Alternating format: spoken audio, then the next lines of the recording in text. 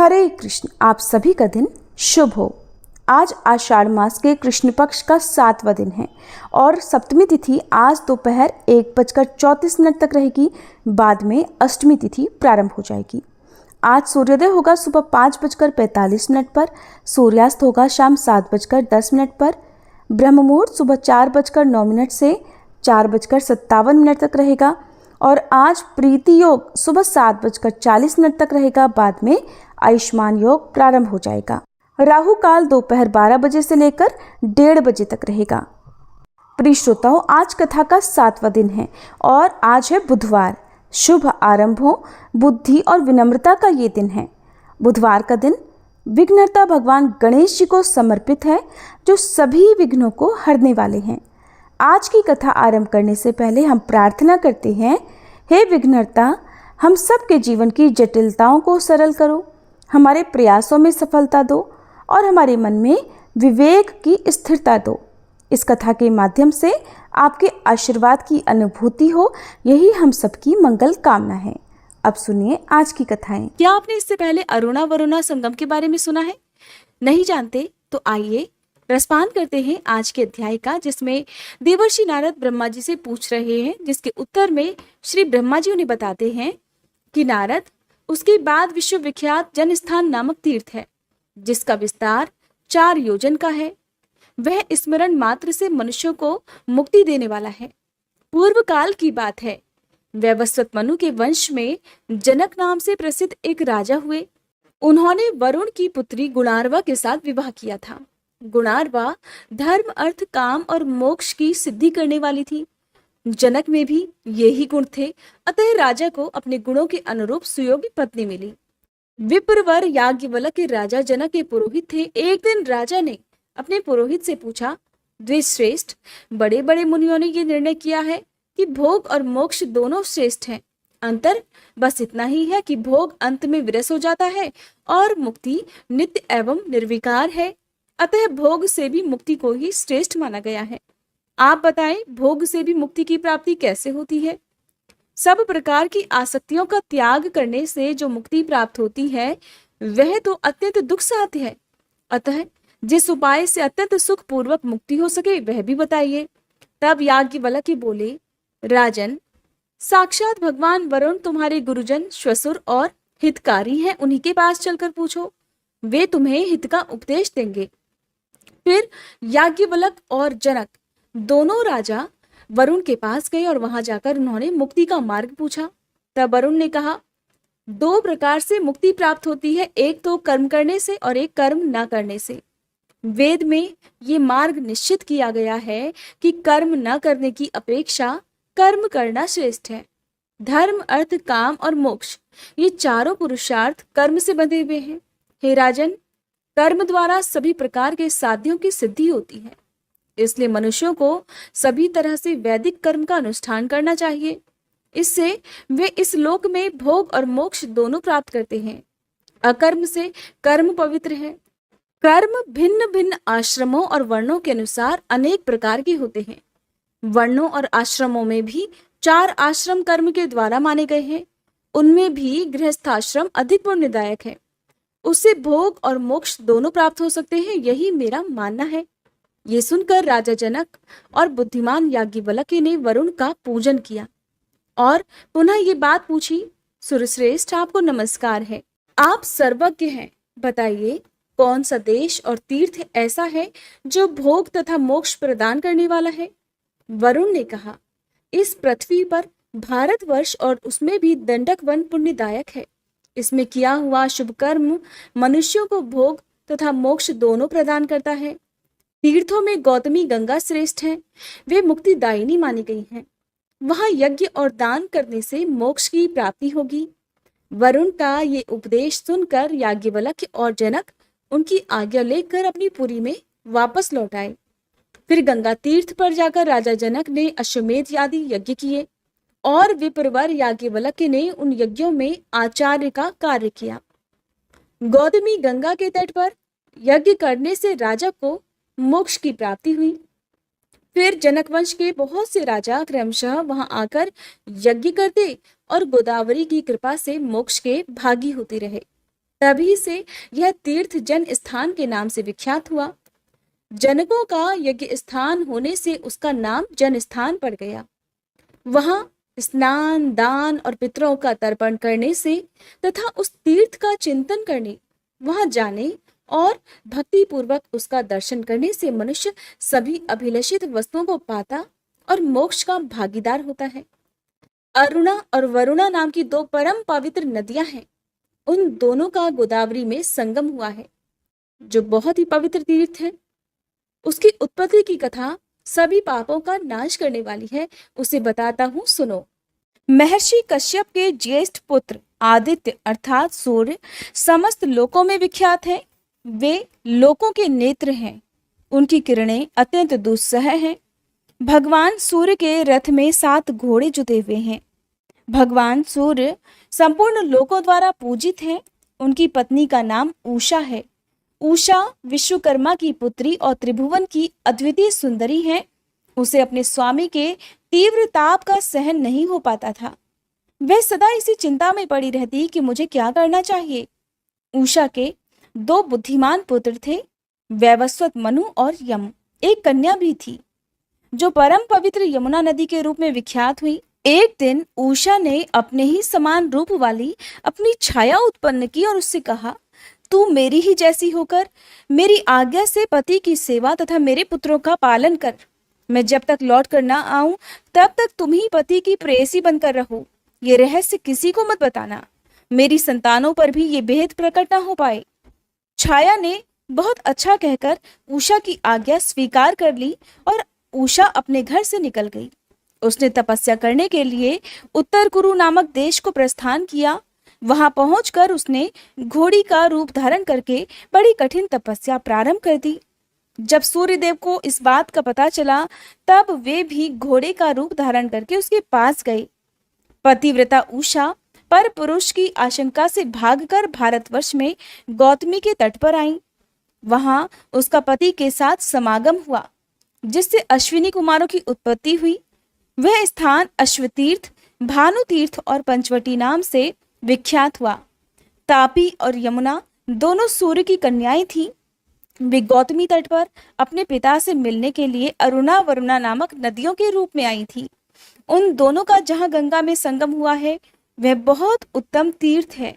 उसमें भिन्न भिन्न देवताओं और तीर्थों का पृथक पृथक समागम हुआ है। उक्त संगम में 27,000 तीर्थों का समुदाय है।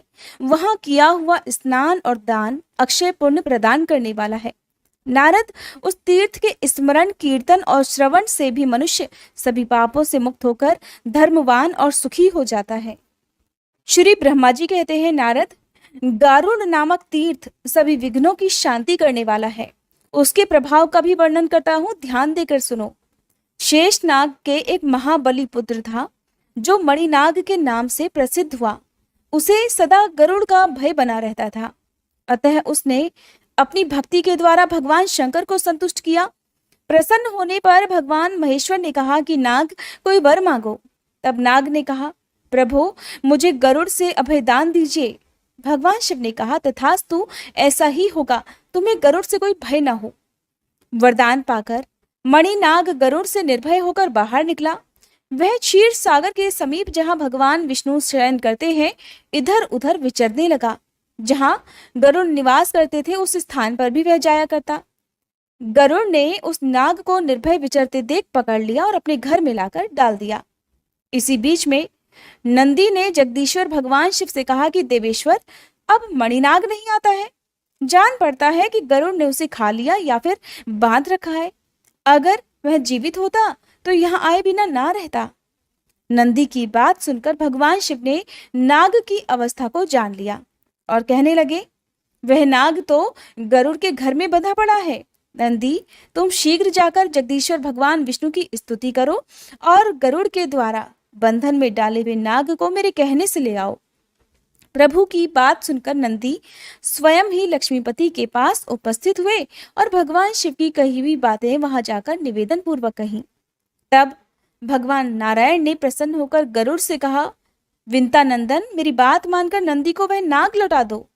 लेकिन गरुड़ ने नंदी को वह नाग देना स्वीकार नहीं किया और गर्व से कहने लगा, मैं आपका भृत्य हूं, मैं नाग को लाया हूं और आप उसे नंदी को दे रहे हैं। स्वामी तो सेवकों को दिया करते हैं, परंतु आप तो मेरी प्राप्य वस्तु को छीन ले रहे हैं। मेरी शक्ति आप जानते ही हो, मेरे ही बल से तो आपने संग्राम में दैत्यों पर विजय प्राप्त की है। भगवान विष्णु ने गरुड़ की बात सुनकर सबके सामने हंसकर कहा, पक्षीराज, ठीक है, तुम्हारे ही बल से मैंने असुरों पर विजय पाई है।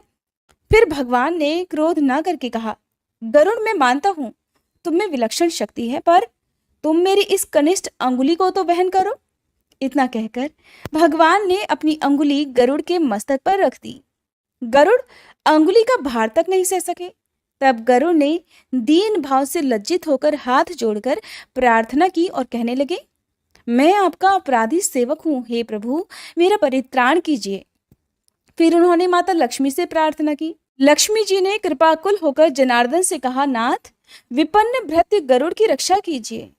तब भगवान ने नंदी से कहा, नंदिकेश्वर, तुम गरुड़ के साथ ही नाग को महादेव जी के पास ले जाओ।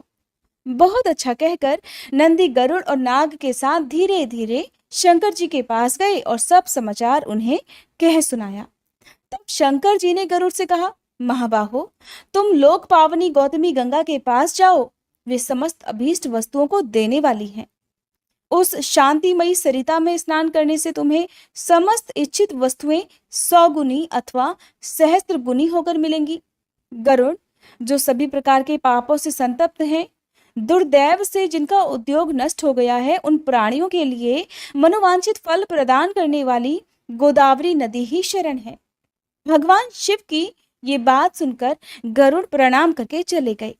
गोदावरी के तट पर पहुंचकर उन्होंने जल में स्नान किया और भगवान शिव तथा विष्णु के चरणों में मस्तक झुकाया। फिर उनमें पूर्ववत वेग आ गया और वे उड़कर भगवान विष्णु के समीप चले गए। तब से वह समस्त अभीष्ट वस्तुओं को देने वाला तीर्थ गारुड़ तीर्थ के नाम से प्रसिद्ध हुआ। वत्स नारद, मनुष्य मन और इंद्रियों को संयम में रखते हुए वहां स्नान आदि जो भी काम करता है, वह सब अक्षय तथा शिव और विष्णु को प्रिय लगने वाला होता है। उसके आगे सभी पापों का नाश करने वाला गोवर्धन तीर्थ है। वह पितरों के लिए पुण्यजनक तथा स्मरण मात्र से पाप दूर करने वाला है। नारद, मैंने उसका प्रभाव प्रत्यक्ष देखा है। पूर्व काल में जाबाली नाम से प्रसिद्ध एक किसान ब्राह्मण रहा करता था। वह दोपहर हो जाने पर भी हल से बैलों को खोलता नहीं था। उनके दोनों बगल में और पीठ पर चाबुक मारता रहता था। उसके दोनों बैल सदा आंखों से आंसू बहाया करते थे। एक दिन कामधेनु गौ जगन्माता सुरभि ने नंदी से सब हाल कहा।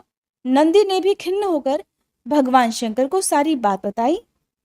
तब शंकर जी ने नंदी से कहा, तुम्हारी प्रत्येक बात सिद्ध हो जाए। महादेव जी की ये आज्ञा पाकर नंदी ने समस्त गौ जाति को अपने में समेट लिया।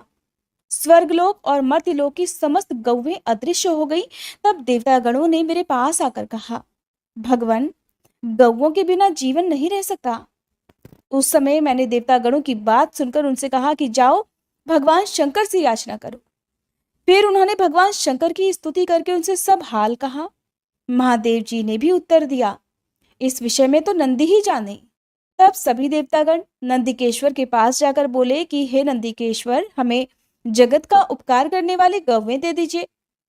नंदी बोले, आप लोग गौ यज्ञ कीजिए, तभी दिव्य और मानस गौवें प्राप्त होंगी।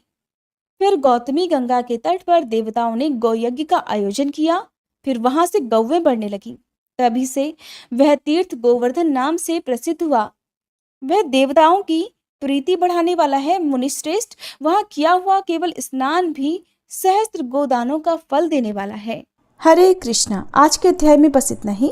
अब सुनिए कल से आगे की पौराणिक कथा। भीष्म जी के पूछने पर पुलत्स्य जी बोले, वत्स, तुमने बड़ी उत्तम बात पूछी है, अब एकाग्रचित्त होकर सुनो। प्राचीन सत्यों की बात है, बलिष्ठ दानवों ने समूचे स्वर्ग पर अधिकार जमा लिया था। इंद्र सहित संपूर्ण देवताओं को जीतकर उनसे त्रिभुवन का राज्य छीन लिया था। उनमें बाष्कली नामक दानव सबसे बलवान था। उसने समस्त दानवों को यज्ञ का भोक्ता बना दिया। इससे इंद्र को बड़ा दुख हुआ। वे अपने जीवन से निराश हो चले। उन्होंने सोचा कि ब्रह्मा जी के वरदान से दानवराज बाशकली मेरे और संपूर्ण देवताओं के लिए युद्ध में अवध्य हो गया है। इसलिए मैं ब्रह्मलोक में चलकर भगवान ब्रह्मा जी की ही शरण लूंगा। उनके सिवा और कोई मुझे सहारा देने वाला नहीं है। ऐसा विचार कर देवराज इंद्र संपूर्ण देवताओं को साथ लेकर तुरंत उस स्थान पर गए जहां भगवान ब्रह्मा जी विराजमान थे। इंद्र बोले, देव, क्या आप हमारी दशा नहीं जानते? अब हमारा जीवन कैसे रहेगा? प्रभु, आपके वरदान से दैत्यों ने हमारा सब कुछ छीन लिया। मैं दुरात्मा बाशकली की सारी करतूतें पहले ही आपको बता चुका हूँ। पितामह, आप ही हमारे पिता हैं। हमारी रक्षा के लिए शीघ्र ही कोई उपाय कीजिए। संसार से वेद पाठ और यज्ञ यज्ञादि उठ गए। उत्सव और मंगल की बातें जाती रही। सबने अध्ययन करना छोड़ दिया है। दंड नीति भी उठा दी गई है। इन सब कारणों से संसार के प्राणी किसी तरह सांस मात्र ले रहे हैं। ये संसार पीड़ाग्रस्त तो था ही, अब और भी कष्टतर दशा को पहुंच गया है। इतने समय में हम लोगों को बड़ी ग्लानि उठानी पड़ी है। ब्रह्मा जी ने कहा, देवराज, मैं जानता हूँ बाशकली बड़ा नीच है और वरदान पाकर घमंड से भर गया है। यद्यपि तुम लोगों के लिए वह अजेय है, फिर भी मैं समझता हूँ कि भगवान श्री विष्णु उसे अवश्य ठीक कर देंगे। पुलत्स्य जी कहते हैं कि राजन, उस समय ब्रह्मा जी समाधि में स्थित हो गए। उनके चिंतन करने पर ध्यान मात्र से चतुर्भुज भगवान श्री विष्णु थोड़े ही समय में सबके देखते देखते वहां आ पहुंचे। भगवान श्री विष्णु बोले, हे ब्राह्मण, इस ध्यान को छोड़ो। जिसके लिए तुम ध्यान करते हो वही मैं साक्षात तुम्हारे पास आ गया हूं। ब्रह्मा जी ने कहा, स्वामी ने यहां आकर मुझे दर्शन दिया, ये बहुत बड़ी कृपा हुई। संसार के लिए जगदीश्वर की जितनी चिंता है उतनी और किसको हो सकती है। मेरी उत्पत्ति भी आपने जगत के लिए ही की थी और जगत की ये दशा है, अतः उसके लिए भगवान का शुभागमन वास्तव में कोई आश्चर्य की बात नहीं है। प्रभु, विश्व के पालन का कार्य आपके ही अधीन है। इस इंद्र का राज्य बाशकली ने छीन लिया है। चराचर प्राणियों के सहित त्रिलोकी को अपने अधिकार में कर लिया है। केशव, अब आप ही सलाह देकर अपने इस सेवक की सहायता कीजिए। भगवान श्री वासुदेव ने कहा, हे ब्राह्मण, तुम्हारे वरदान से वह दानव इस समय अवध्य है। यद्यपि उसे बुद्धि के द्वारा बंधन में डालकर परास्त किया जा सकता है। मैं दानवों का विनाश करने के लिए वामन रूप धारण करूंगा। ये इंद्र मेरे साथ बाशकली के घर चलें और वहां पहुंचकर मेरे लिए इस प्रकार वर की याचना करे कि राजन, इस बौने ब्राह्मण के लिए 3 पग भूमि का दान कीजिए। महाभाग, इनके लिए मैं आपसे याचना करता हूँ। और ऐसा कहने पर वह दानव राज तो अपना प्राण तक दे सकता है। पितामह, उस दानव का दान स्वीकार करके पहले मैं उसे राज्य से वंचित करूंगा, फिर उसे बांधकर पाताल का निवासी बनाऊंगा। ऐसा कहकर भगवान श्री विष्णु अंतर्ध्यान हो गए। इसके बाद कार्य साधन के अनुकूल समय आने पर संपूर्ण प्राणियों पर दया करने वाले देवाधिदेव भगवान ने देवताओं का हित करने के लिए अदिति का पुत्र होने का विचार किया। भगवान ने जिस दिन गर्भ में प्रवेश किया उस दिन स्वच्छ वायु बहने लगी। संपूर्ण प्राणी बिना किसी उपद्रव के अपने अपने इच्छित पदार्थ प्राप्त करने लगे। वृक्षों से फूलों की वर्षा होने लगी। समस्त दिशाएं निर्मल हो गई और सभी मनुष्य सत्य परायण हो गए। देवी अदिति ने 1000 दिव्य वर्षों तक भगवान को गर्भ में धारण किया। इसके बाद वे भूत भावन प्रभु वामन रूप में प्रकट हुए और उनके अवतार लेते ही नदियों का जल स्वच्छ हो गया। वायु सुगंध बिखेरने लगी। उस तेजस्वी पुत्र के प्रकट होने से महर्षि कश्यप को भी बड़ा आनंद हुआ। तीनों लोकों में निवास करने वाले समस्त प्राणियों के मन में अपूर्व उत्साह भर गया। भगवान जनार्दन का प्रादुर्भाव होते ही स्वर्गलोक में नगाड़े बज उठे। अत्यंत हर्षोल्लास के कारण त्रिलोकी के मोह और दुख नष्ट हो गए। गंधर्वों ने अत्यंत ऊंचे स्वर से संगीत आरंभ कर दिया। कोई ऊंचे स्वर से भगवान की जय जयकार करने लगे, कोई अत्यंत हर्ष में भरकर जोर जोर से गर्जना करते हुए बारंबार भगवान को साधुवाद देने लगे, और कुछ लोग जन्म, भय, बुढ़ापा और मृत्यु से छुटकारा पाने के लिए उनका ध्यान करने लगे। इस प्रकार यह संपूर्ण जगत सब ओर से अत्यंत प्रसन्न हो उठा। देवता लोग मन ही मन विचार करने लगे कि ये साक्षात परमात्मा श्री विष्णु हैं। ब्रह्मा जी के अनुरोध से जगत की रक्षा के लिए इन जगदीश्वर ने ये छोटा सा शरीर धारण किया है। यही ब्रह्मा, यही विष्णु और यही महेश्वर हैं। देवता, यज्ञ और स्वर्ग सब कुछ यही है, इसमें तनिक भी संदेह नहीं है। ये संपूर्ण चराचर जगत भगवान श्री विष्णु से व्याप्त है। ये एक होते हुए भी अलग अलग शरीर धारण करके ब्रह्मा के नाम से विख्यात हैं। जिस प्रकार बहुत से रंगों वाली वस्तुओं का सानिध्य होने पर स्फटिक मणि विचित्र सी प्रतीत होने लगती है, वैसे ही मायामय गुणों के संसर्ग से स्वयंभू परमात्मा की नाना रूपों में प्रतीति होती है। अब ये भगवान सब तरह से देवताओं का कार्य सिद्ध करेंगे। शुद्ध चित्त वाले देवगण जब इस प्रकार सोच रहे थे, उसी समय भगवान वामन इंद्र के साथ वाशकली के घर गए। उन्होंने दूर से ही बाशकली की नगरी को देखा, जो परकोटे से घिरी हुई थी। बाशकली को राजा बलि के नाम से भी जाना जाता है। सब प्रकार के रत्नों से सजे हुए ऊंचे ऊंचे सफेद महल, जो आकाशचारी प्राणियों के लिए भी अगम्य थे, उस पुरी की शोभा बढ़ा रहे थे। नगर की सड़कें बड़ी ही सुंदर और क्रमबद्ध बनाई गई थी। कोई ऐसा पुष्प नहीं, ऐसी विद्या नहीं, ऐसा शिल्प नहीं और ऐसी कला नहीं जो बाशकली की नगरी में मौजूद न रही हो। वहीं रहकर दानवराज बाशकली चराचर प्राणियों सहित समस्त त्रिलोकी का पालन करता था। वह धर्म का ज्ञाता, कृतज्ञ, सत्यवादी और जितेंद्रिय था। सभी प्राणी उससे सुगमता पूर्वक मिल सकते थे। न्याय अन्याय का निर्णय करने में उसकी बुद्धि बड़ी ही कुशल थी। वह ब्राह्मणों का भक्त, शरणागतों का रक्षक और दीन और अनाथों पर दया करने वाला था।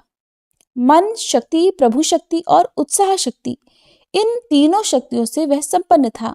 बड़ा धनी और बहुत बड़ा दानी था।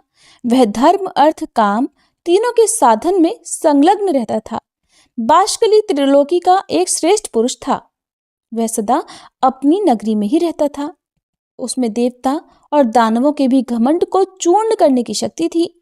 ऐसे गुणों से विभूषित होकर वह त्रिभुवन की समस्त प्रजा का पालन करता था। उस दानवराज के राज्य में कोई भी अधर्म नहीं होने पाता था। उसकी प्रजा में कोई भी ऐसा नहीं था जो दीन, रोगी, अल्पायु, दुखी, मूर्ख, कुरूप, दुर्भाग्यशाली और अपमानित हो। इंद्र को आते देख दानवों ने जाकर राजा बाशकली से कहा कि प्रभु, बड़े आश्चर्य की बात है कि आज इंद्र एक बौने ब्राह्मण के साथ अकेले ही आपकी पुरी में आ रहे हैं। इस समय हमारे लिए जो कर्तव्य हो उसे शीघ्र बताइए। उनकी बात सुनकर बाशकली ने कहा कि दानवों, इस नगर में देवराज को आदर के साथ ले आना चाहिए। आज वे हमारे पूजनीय अतिथि हैं।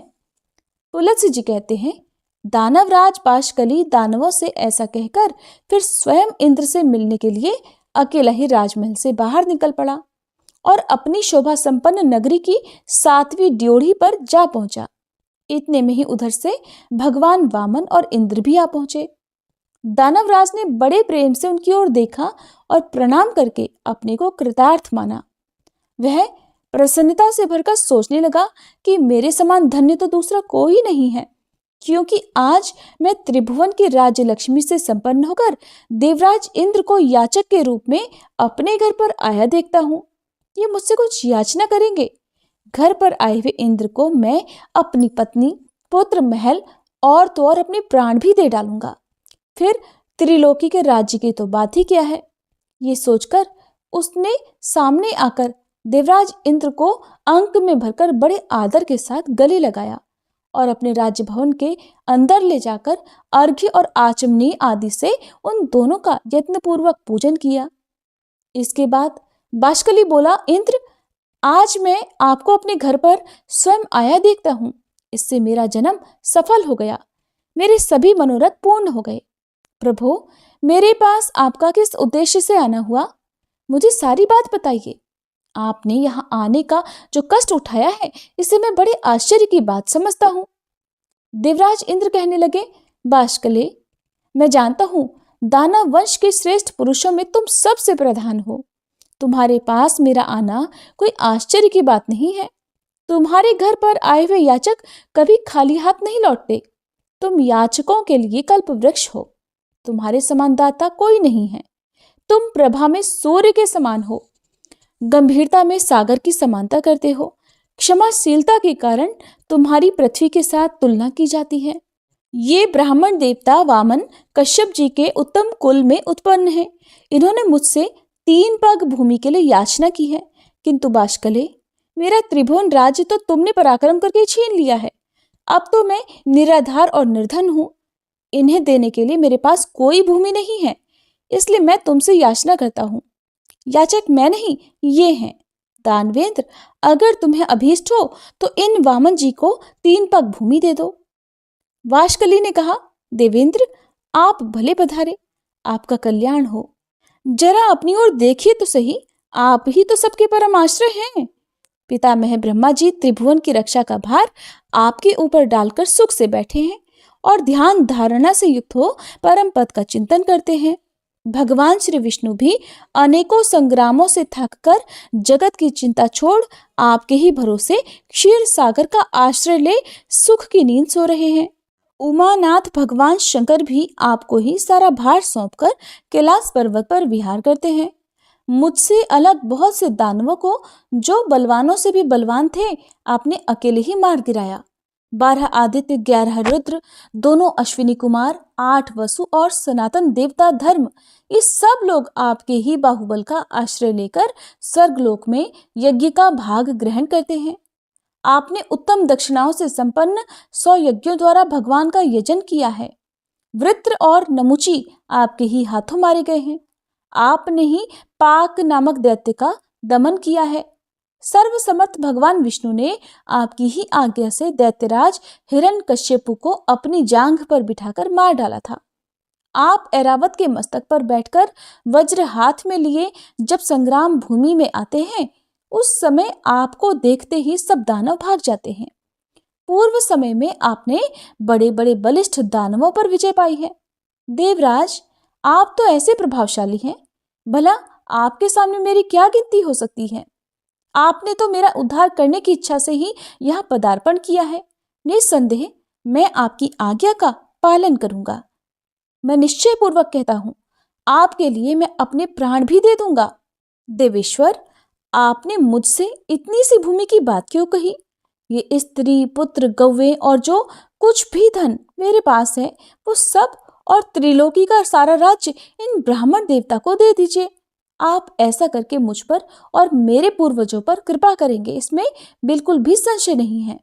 क्योंकि भावी प्रजा कहेगी कि पूर्व काल में राजा बाष्कली ने अपने घर पर आए हुए इंद्र को त्रिलोकी का राज्य दे दिया था। आप ही क्यों, यदि कोई दूसरा याचक भी मेरे पास आए तो वो सदा ही मुझे अत्यंत प्रिय होगा। आप तो उन सब में मेरे लिए विशेष आदरणीय है, अतः आपको कुछ भी देने में मुझे कोई विचार नहीं करना है। परंतु देवराज, मुझे इस बात से बड़ी लज्जा हो रही है कि इन ब्राह्मण देवता के विशेष प्रार्थना करने पर आप मुझसे केवल 3 पग ही भूमि मांग रहे हैं। मैं तो इन्हें अच्छे अच्छे गांव दे दूंगा और आपको स्वर्ग का राज्य भी अर्पण कर दूंगा। वामन जी को स्त्री और भूमि दोनों दान करूंगा। आप मुझ पर कृपा करके ये सब स्वीकार करें। पुलस्त्य जी कहते हैं, राजन, दानवराज बाष्कली के ऐसा कहने पर उसके पुरोहित शुक्राचार्य ने उससे कहा, महाराज, तुम्हें उचित अनुचित का बिल्कुल ज्ञान नहीं है। किसको कब क्या देना चाहिए इस बात से तुम अनुभव की हो। इसलिए मंत्रियों के साथ भली भांति विचार करके, सलाह करके युक्तायुक्त का निर्णय करने के बाद तुम्हें कोई कार्य करना चाहिए।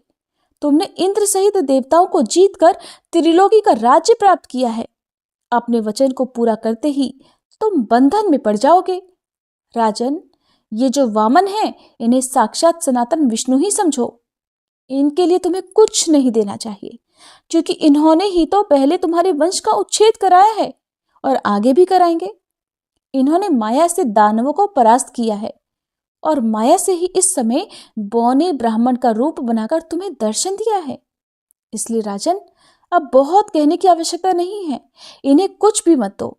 3 पग तो बहुत है, मक्खी के पैर के बराबर भी भूमि देना स्वीकार मत करो। अगर तुम मेरी बात नहीं मानोगे तो शीघ्र ही तुम्हारा नाश हो जाएगा, और ये मैं तुमसे बिल्कुल सच्ची बात कह रहा हूं। बाष्कली ने कहा, गुरुदेव, मैंने तो धर्म की इच्छा से इन्हें सब कुछ देने की प्रतिज्ञा कर ली है। प्रतिज्ञा का पालन अवश्य करना चाहिए। ये सत्पुरुषों का सनातन धर्म है। यदि ये भगवान विष्णु हैं और मुझसे दान लेकर देवताओं को समृद्धशाली बनाना चाहते हैं, तब तो मेरे समान धन्य दूसरा कोई नहीं होगा। ध्यान परायण योगी निरंतर ध्यान करते रहने पर भी जिनका दर्शन जल्दी नहीं पाते, उन्होंने ही यदि मुझे दर्शन दिया है, तब तो इन देवेश्वर ने मुझे और भी धन्य बना दिया। जो लोग हाथ में कुश और जल लेकर दान देते हैं, वे भी मेरे दान से सनातन परमात्मा भगवान विष्णु प्रसन्न हो, इस वचन के कहने पर मोक्ष के भागी होते हैं। इस कार्य को निश्चित रूप से करने के लिए मेरा जो दृढ़ संकल्प हुआ है, उसमें आपका उपदेश ही कारण है। बचपन में आपने एक बार उपदेश दिया था गुरुवर, जिसे मैंने अच्छी तरह अपने हृदय में धारण कर लिया था।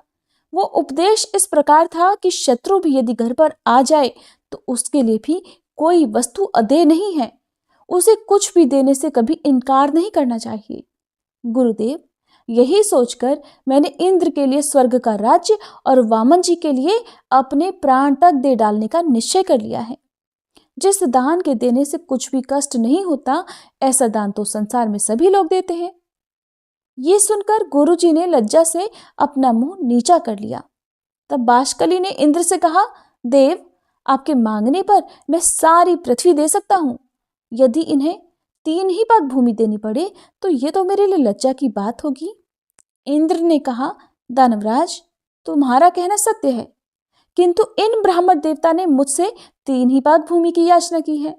इनको बस इतनी ही भूमि की आवश्यकता है और मैंने भी इन्हीं के लिए तुमसे याचना की है, इसलिए इन्हें यही वर प्रदान करो।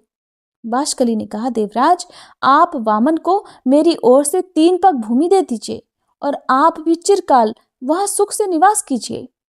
पुलत्स्य जी कहते हैं, ऐसा कहकर बाष्कली ने हाथ में जल लेकर साक्षात श्री हरि मुझ पर प्रसन्न हो, ऐसा कहते हुए वामन जी को 3 पग भूमि दे दी। दानवराज के दान करते ही श्री हरि ने वामन रूप त्याग दिया और देवताओं के हित की इच्छा से संपूर्ण लोकों को नाप लिया। वे यज्ञ पर्वत पर पहुंचकर उत्तर की ओर मुंह करके खड़े हो गए। उस समय दानव लोक भगवान के बाएं चरण के नीचे आ गया। तब जगदीश्वर ने पहला पग सूर्य लोक में रखा और दूसरा ध्रुव लोक में। फिर अद्भुत कर्म करने वाले भगवान ने तीसरे पग से ब्रह्मांड पर आघात किया। उनके अंगूठे के आगे भाग से लगकर ब्रह्मांड कटा फूट गया, जिससे बहुत सारा जल बह निकला। उसे ही भगवान श्री विष्णु के चरणों से प्रकट होने वाली वैष्णवी नदी गंगा कहते हैं। गंगा जी अनेक कारणवश भगवान श्री विष्णु के चरणों से प्रकट हुई हैं। उनके द्वारा चराचर प्राणियों सहित समस्त त्रिलोकी व्याप्त है। इसके बाद भगवान श्री वामन ने बाष्कली से कहा, राजन, मेरे 3 पग पूर्ण करो। बाष्कली ने कहा, भगवान, आपने पूर्व समय में जितनी बड़ी पृथ्वी बनाई थी, उससे मैंने कुछ भी छुपाया नहीं है। पृथ्वी छोटी है और आप महान हैं। मुझ में सृष्टि उत्पन्न करने की शक्ति नहीं है, जिससे कि दूसरी पृथ्वी बनाकर मैं आपके 3 पग पूर्ण कर सकूं। देव, आप जैसे प्रभुओं की इच्छा शक्ति ही मनोवांछित कार्य करने में समर्थ होती है।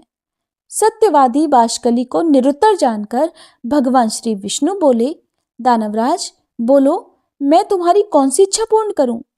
तुम्हारा दिया हुआ संकल्प का जल मेरे हाथ में आया है, इसलिए तुम वर पाने के योग्य हो, वरदान के उत्तम पात्र हो। तुम्हें जिस वस्तु की इच्छा हो मांगो, मैं उसे दूंगा। बाष्कली ने कहा, देवेश्वर, मैं आपकी भक्ति चाहता हूँ। मेरी मृत्यु भी आपके ही हाथ से हो, जिससे मुझे आपके परम धाम श्वेत द्वीप की प्राप्ति हो, जो तपस्वियों के लिए भी दुर्लभ है। पुलत्स्य जी कहते हैं, बाष्कली के ऐसा कहने पर भगवान श्री विष्णु ने कहा, राजन, तुम एक कल्प तक ठहरे रहो।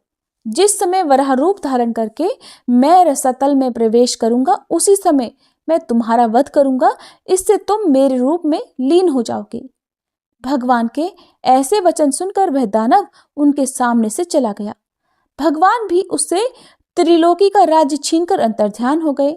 बाष्कली पाताल लोक का निवासी होकर सुखपूर्वक रहने लगा। बुद्धिमान इंद्र तीनों लोकों का पालन करने लगे।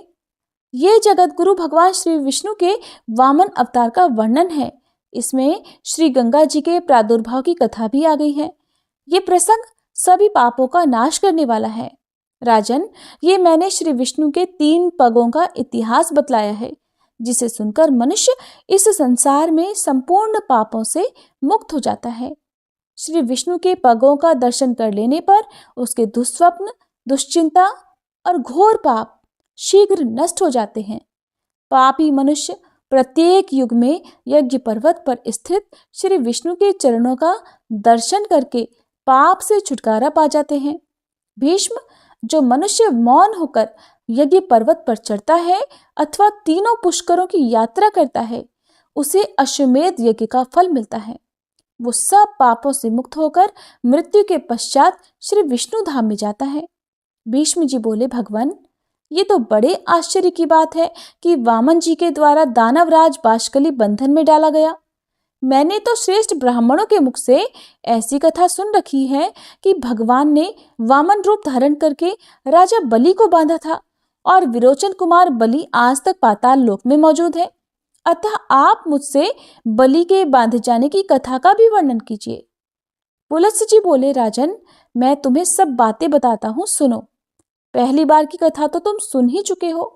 दूसरी बार वर्तमान व्यवस्वत मनवंतर में भी भगवान श्री विष्णु ने त्रिलोकी को अपने चरणों से नापा था।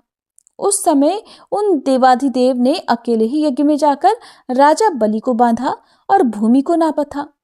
उस अवसर पर भगवान का पुनः वामन अवतार हुआ था और फिर उन्होंने फिर से त्रिविक्रम रूप धारण किया था। वे पहले वामन होकर फिर अवामन अर्थात विराट हो गए थे। हरे कृष्णा। आज के अध्याय में बस इतना ही।